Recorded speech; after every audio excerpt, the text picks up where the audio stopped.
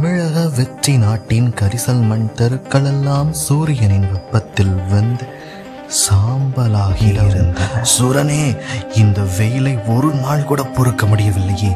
பால்கனிகளில் நிரந்தர சூரிய கிரகணத்தையே உருவாக்கி விட்டார்களே. சிறு குழந்தைகள் ஆடினார்கள், ஆனால் அதனால் வெளியே இருளை முழுமையாக இந்த இருட்டுல கூட காசு சேர்க்கணும்னா நாமளும் பிசாசுகளா மாதிரி தான் மாறணும். நாணயம் வானத்தை நோக்கி பறந்தது. அவள் தலையிலேயே மன்னர் உட்பட அனைவரும் வேறு ஊருக்குத்தான் அகதி சாகதம் செய்துவிட்டு பழைய கோபுரத்தின் அடித்தளத்தில் இருந்த AI கட்டுப்பாட்டு மையம் கோபுரம் அதிர்ந்த மந்திரியையும் இருட்டாக மாறியிருந்தது. கதைக்குள்ள போக முன்னால ஒன்று சொல்லிக்கிட்டோமா, சேனல் படுத்துருச்சு நண்பர்களே. கதையின் மடியில் நாம படுக்கலாம், ஆனால் அதுவே படுத்துருச்சே. தயவு செய்து கதையின் மடியில் சேனலை சப்ஸ்கிரைப் பண்ணி ஷேர் பண்ணி ஆதரவு தெரிவிங்க. ஏன் கேட்குறேன்னா, நீங்கள் எனக்கு கொடுக்கும் ஆதரவுங்கிறது என்னை போன்ற எதையும் புதுமையாக படைக்க நினைப்பவர்களுக்கு தைரியத்தை கொடுக்கும். அது கதைன்னு மட்டுமல்ல, எதையும் இதுக்கு மக்கள் ஆதரவு தருவாங்கங்கிற நம்பிக்கை பெருக்கும். அதனால நிறைய புது புது படைப்புகளை கொடுப்பாங்க. படைப்புலகின் அடுத்தடுத்த பரிணாமங்களை நாம் நமது சந்ததிகளுக்கு காட்டுவதற்கான சாவி நம்ம கையில் தான் இருக்கு. நாம கொடுக்கும் ஆதரவை நாமே தான் பின் நாட்களில் நல்ல பல படைப்புகளாக அறுவடை செய்து கொள்ளப் போகிறோம் பலரிடமிருந்து. இப்போ எனது படைப்புகளுக்கான சாவி உங்கள் கையில் தான் இருக்கு. முக்கியமா தமிழ் பேசும் நல்ல பல உள்ளங்கள் கையில் தான் இருக்கு. நன்றி. கதையின் மடி இப்போ ரெடி. தமிழக வெற்றி நாட்டின் கரிசல் மண் தெருக்களெல்லாம் சூரியனின் வெப்பத்தில் வெந்து சாம்பலாகி இருந்தன. வியர்வை துளிகள் மண்ணில் விழுந்தவுடன் சேர்ந்து ஆவியாகி மறைந்தன. ஒருவன் தன் சட்டையை கழற்றி பிழிந்துவிட்டு, ஐயோ இந்த வெயில்லைய எலும்பு கூட சூடாகி உருகிரும் போல இருக்கே என்று கதறினான். இன்னொருவனோ, யாரது மரவெட்டி கண்ணாயிரமா, காசு வருதுன்னு உன் மரத்தை எல்லாம் வெட்டி தள்ளினிய, இப்போ அந்த காசை வச்சே வீசிக்கோ என்றான் கடிந்து கொண்டே. தமிழக வெற்றி நாட்டின் மக்களுக்கு எவ்வித குறையும் இல்லாமல் ஆண்டு வருகின்ற மன்னர் விஜய வெற்றியாளன் அரண்மனை மாடியில் நின்று கீழே வாடும் மக்களை பார்த்து மனம் நொந்து கொண்டு பழுக்க காய்ச்சிய கம்பியின் மேல் கைகளை வைத்தாற்போல் அலறினார். அந்த சத்தத்தில் ஓடி வந்த மந்திரி வீர தீர சூரனிடம், சூரனே, இந்த வெயிலை ஒரு நாள் கூட பொறுக்க முடியவில்லையே.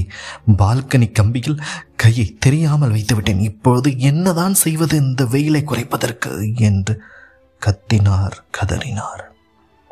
வீரதீர சூரன் தன் AI இன்பில்ட் செய்யப்பட்ட டேப்லெட்டில் விரல்களை விரைவாக நகர்த்தி கொண்டிருந்தார். மன்னரே, கடல் நீரை ஆவியாக்கி ஹைட்ரஜன் ஆக்சிஜன் அணுக்களை பிரித்து குளிர்ச்சியான செயற்கை மேகங்களை கொஞ்சம் உருவாக்கலாம். அதன் மூலம் மழை கூட வர வைக்கலாம் என்றார். மன்னரின் ஆணையின் பேரில் வேதியியலாளர் முத்தையா தலைமையில் 500 பேர் கொண்ட குழு பணியில் இறங்கியது. இரவு பகலாக சோடியம் குளோரைடு குளிரூட்டிகள், ட்ரோன் நெட்வொர்க்குகள் மற்றும் குவாண்டம் கம்ப்யூட்டர்கள் வேலை செய்தன. 3 நாட்களுக்குள் அடர்ந்த மேகங்கள் வானத்தை மூடின. முதல் மழை துளி விழுந்தது. அடடா, இது ரொம்ப குளிர்ச்சியா இருக்கே என்று அனைவரும் ஆர்வத்துடன் கூவினார்கள். ஆனால் வானியலாளர் கோபால் தன் டெலஸ்கோப்பை வைத்து பார்த்து கத்தினார், ஐயோ, இந்த மேகங்கள் சூரிய ஒளியை 98% தடுக்கின்றனவே. இது மழை இல்லை, நிரந்தர சூரிய கிரகணத்தையே உருவாக்கி விட்டார்களே என்று கூச்சலிட்டார். மேகங்கள் கிராமத்தின் மீது படர்ந்ததும் வெயில் மறைந்து இருந்தது. ஆனால் வாரத்தின் இறுதியில் மேகங்கள் நகரத்தின் எல்லைகளையும் தாண்டி விரிந்து கொண்டிருந்தன. சந்தையில் விற்பனையாளர்கள், இது என்ன, பகலில் சூரியன் மறைந்தது போல இருக்கே என்று பயந்தார்கள். வீடுகளில் மின் விளக்குகள் பகலிலும் எரிய துவங்கியிருந்தன. வயதான தாத்தா ஒருவர் தன் மரப்பேழையை திறந்து பழைய சூரிய கலசத்தை எடுத்தார். இது நமது குடும்பத்துக்கு 200 வருடமான புனித பொருள். இதுல சூரிய ஒளி சிக்கி இருக்கு. இந்த இருட்டை விரட்டிடலாம் பாருங்க என்று முணுமுணுத்தார். அவர் கலசத்தை திறந்ததும் ஒரு மெல்லிய ஒளிக்கோடு வீட்டை சுற்றி விளிம்பி விட்டது. சிறு குழந்தைகள் ஆடினார்கள். ஆனால் அதனால் வெளியே இருளை முழுமையாக விரட்ட முடியவில்லை. மன்னர் அரண்மனையின் முகப்பில் நின்று, சூரனே, இந்த மேகங்களை வானத்தின் ஒரு பகுதிக்கு மட்டும் நகர்த்த முடியாதா என்று கேட்டார். சூரன் தன் டேப்லெட்டில் கட்டளைகளை தட்டினார். பயந்து கொண்டு, மன்னரே மன்னிக்கவும், ஒரு சிறிய தவறு நடந்து கொண்டிருக்கிறது. AI-2 சேட்டிலைட் கட்டுப்பாடு தடைப்பட்டு விட்டது. மேகங்கள் தானாகவே நகர்த்தி மூடிக்கொண்டு இருக்கின்றன. மன்னர் அதிர்ந்தார். ஆனாலும் மன்னருக்கு முழு நம்பிக்கை அளித்துவிட்டு வீரதீர சூரன் முழு ஆய்வில் இறங்கினார். நாட்கள் செல்ல செல்ல ஒரு வாரத்திற்குள்ளாகவே பகலின் வெளிச்சம் வெகுவாக குறைய ஆரம்பித்துக் கொண்டிருந்தது. இதனால் குழந்தைகள் பகலில் கூட இருளில் பேய் பயத்தில் அலறிக்கொண்டு இருந்தார்கள். ஆங்காங்கே இருள் அடர்த்தியாகி ஒரு கட்டத்தில் மின்சார இருப்பும் குறைந்து மக்கள் தெருக்களில் கைகளால் சுவர்களை தடவி நடக்கத் தொடங்கியிருந்தார்கள். வணிகர் ஒருவர் தன் கடையில் மெழுகுவர்த்திகளை ஏற்றி, இந்த இருட்டில் கூட காசு சேர்க்கணும்னா நாமளும் பிசாசுகளா மாதிரி தான் மாறணும் போல இருக்கு என்று கோபத்தில் சலித்து கொண்டார். மந்திரி சூரன் ஒரு ட்ரோனை கொண்டு மேகங்களை ஆராய்ந்தார். வேதியியலாளர் முத்தையா மந்திரியிடம், மந்திரியாரே, இந்த மேகங்களின் மூலக்கூறுகள் திரவ நைட்ரஜனாக மாறி இருக்கின்றன. இவை வெப்பத்தை மட்டுமல்ல, சூரிய ஒளியையும் உறிஞ்சிக் கொண்டிருக்கின்றன என்று அஞ்சிக் கொண்டே கூற, அரண்மனை தோட்டத்தில் மன்னரின் மகள் மயூரி தன் தங்க நாணயத்தை வீசினாள். சூரியனே, எங்களை மீட்க வா என்று பிரார்த்தனை செய்தாள். நாணயம் வானத்தை நோக்கி பறந்தது. அவள் தலையிலேயே விழுந்தது. போச்சு, எல்லாம் போச்சு என்று அவள் கண்ணீர் சிந்தினாள். அமைச்சரவை அவசரமாக கூட்டப்பட்டது. மின் நிலையங்களில் மின்சாரம் வற்றி போய் 1% மிஞ்சியிருக்க, மங்கலான ஒளியில் அமைச்சரவை கூட்டத்தில் வானியலாளர் கோபால் மிகவும் பதட்டத்துடன் ஓடி வந்தார். இன்னும் 2 நாட்களில் இந்த நிலை நீடித்தால் மேகங்கள் இறுகிவிடும். அதன் பிறகு சூரிய வெளிச்சம் என்பது நமது நாட்டுக்கு கிடைக்கவே கிடைக்காது என்று அதிர்ந்து கொண்டு கூறினார். மன்னர் உட்பட அனைவரும் வேறு ஊருக்குத்தான் அகதிகளாகச் செல்ல வேண்டியிருக்கும் என்றதும் அனைவரும் அதிர்ந்தார்கள். வீரதீர சூரன் தனது தவறுக்கு பரிகாரம் தேடிக்கொள்வதற்காக இதை எப்படியாவது தீர்த்து வைப்பதாக மன்னரிடம் சபதம் செய்துவிட்டு பழைய கோபுரத்தின் அடித்தளத்தில் இருந்த AI கட்டுப்பாட்டு மையத்தை நோக்கி நடக்க ஆரம்பித்தார். அவருக்கு உதவியாக வானியலாளர் கோபால் அவருடன் சென்றார். மன்னர் செய்வதறியாது மற்ற அறிஞர்களிடம் வேறு ஏதாவது முயற்சி செய்யும்படி அங்கலாய்த்து கொண்டு இருந்தார். AI கட்டுப்பாட்டு மையத்துக்கு வந்த மந்திரியும் வானியலாளரும் அங்கே சங்க காலத்து கல்வெட்டுகள் புதிதாக குவாண்டம் குறியீடுகளுடன் சுவர்களில் ஒளிர்ந்து கொண்டிருப்பதைக் கண்டார்கள். வானியலாளரே, இது என்ன அதிசயம்?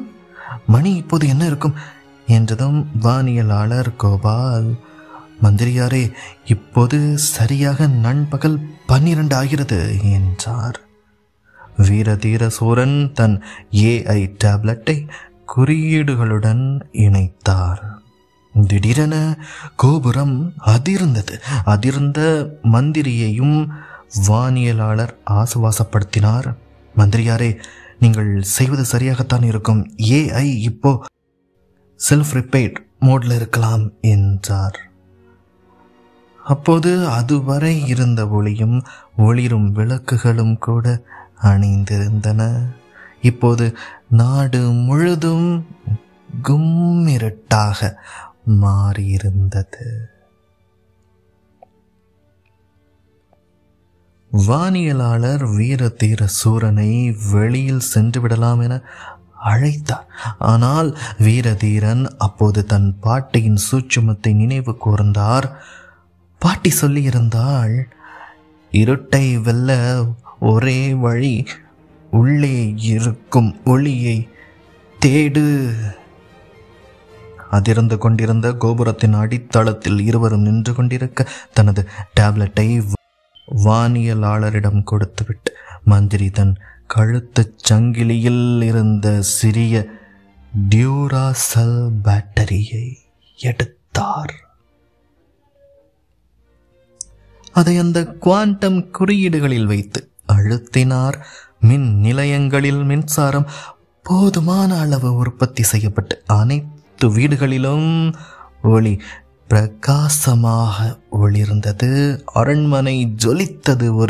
ஒரு வாரத்திற்கு முன்னால் போன வெளிச்சம் இப்போது 2 மடங்காக திரும்பி வந்திருந்தது. உடனே வானியலாளர் கோபால் ஓடி வந்து, மன்னரே, மக்களின் வீடுகளில் உள்ள எல்லா விளக்குகளையும் ஒரே நேரத்தில் ஏற்றச் சொல்லுங்கள். அந்த ஒளி அலைகள் மேகங்களின் இறுக்கத்தை இலகுவாக்கலாம் என்றதும் மன்னரின் ஆணையால் நகரமே ஒளி மூலங்களை ஒரே நேரத்தில் திறந்தன. லேசர் பீம்கள், விளக்குகள், மொபைல் டார்ச்சுகள் வரை எல்லாமே வானத்தை நோக்கி ஒளியை சுட்டன. மேகங்கள் ஒளியால் கிழிக்கப்பட்டு கலைந்து சென்றன. வெற்றி கோட்டம் மீண்டும் ஒளியை கண்டுவிட்டது என்று மக்கள் ஆரவாரம் செய்ய தொடங்கியிருந்தார்கள். ஆனால் சூரன் தன் டேப்லெட்டை பார்த்து வியப்படைந்தான். மன்னரே, மேகங்கள் அடுத்த நகரமான நாம் தமிழகம் நோக்கி பயணிக்கின்றன. ஒருவேளை அவை அங்கே இறுகிவிட்டால் அவர்களின் கதி என்னாவது? மன்னர் விஜய வெற்றியாளன் மந்திரி வீரதீர சூரனை கட்டி பிடித்து கொண்டு, டியூராசெல் இருக்க பயமேன் என்று குதூகலித்தார். மன்னரும் மந்திரிகளும் வானியலாளரும் மகிழ்ச்சியாக மின்சார தட்டுப்பாடு இல்லாமல் மந்திரி வீரதீர சூரனின் டியூராசெல் மகிமையால் மக்கள் அனைவருக்கும் OCAC வழங்கப்பட்டு கோடையிலும் தமிழக வெற்றி நாடு முழுவதும் குழு குழுவென மாறியிருந்தது. இந்த கதையின் நீதி என்னவா இருக்கலாம்னு நீங்கள் நினைக்கிறத கமெண்ட்ல சொல்லுங்க. 4 நாட்கள் கழித்து அதை தம்ப்நெயில்ல பார்க்கலாம். இந்த கதை பிடித்திருக்கும் போது கையோடு லைக் செய்து எனக்கு தெரியப்படுத்துங்கள். ஏனெனில் கதை உருவாக்குவதும் கூறுவதும் அவ்வளவு எளிதல்ல என்பதை புரிந்து கொள்வீர்கள் என்று நம்புகிறேன். ஆங்காங்கே லைக் செய்பவர்களின் எண்ணங்களுக்கு நன்றி. கதையில் எந்த இடம் நல்லா இருக்குன்னு கமெண்ட்ல டைம் ஸ்டாம்ப் பண்ணீங்கன்னா அதை நான் அடுத்தடுத்த கதை ஏற்றலின் போது உங்களுக்காகவே நினைவில் வைத்துக் கொள்வேன். கதை பிடிச்சவங்க லைக் பண்ண கூட யோசிக்கிறாங்க, ஆனால் பிடிக்கலன்னா டக்குன்னு டிஸ்லைக் பண்ணுறீங்களா? அதற்கான கமெண்ட்டையும் காரணத்தையும் கமெண்டில் சொன்னால் அது என்னை மேம்படுத்திக் கொள்வதற்கு உதவியாக இருக்கலாம். இதே மாதிரி வேற எந்த கரண்ட் சினாரியோஸ் அல்லது இஷ்யூ பற்றியும் கதையாக கேட்கணும்னு நீங்கள் நினைச்சா அதையும் கமெண்ட்ல சொல்லுங்க. நான் நல்ல கதையாக உருவாக்கி தருகிறேன். எத்தனையோ நல்ல சேனல்ஸ் சப்ஸ்கிரைப் பண்ணுறோம். அதே மாதிரி இந்த புதுமையான கதையின் மடியில் சேனலின் முதல் 100 நபர்களில் ஒருவராக சப்ஸ்கிரைப் செய்து சேருங்கள். Thank you to 26 subscribers. நன்றி. இனிய கனவாகட்டும்.